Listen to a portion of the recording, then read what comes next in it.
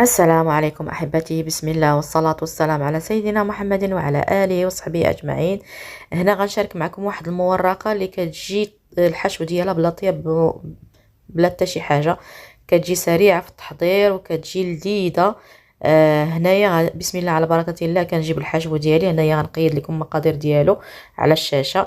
كنجيب الحشويه ديالي كنخلطو، كنديرو كويرات 20 24 غرام، وكنجيب الورقه ديالي كنقطعها على شكل مربعات وكندهنها بالزيت والفلفله حمراء، وكنشد الحشو ديالي كنديرو كامل تنساليه وكنخليه تنجي ندوزو في الدقيق كله تنساليه، وعاد كندوزو في البيض تنسالي نكملو كاملو، وكنحطو واحد 5 دقائق حتى يشد ليا البيض، وندوزو في لاشابلوغ من السما. كنشعل الفران ديالي وكنديرو على 180 درجه، كنشعل غير لتحت وكندخلو للفران حتى يطيب ويتحمر.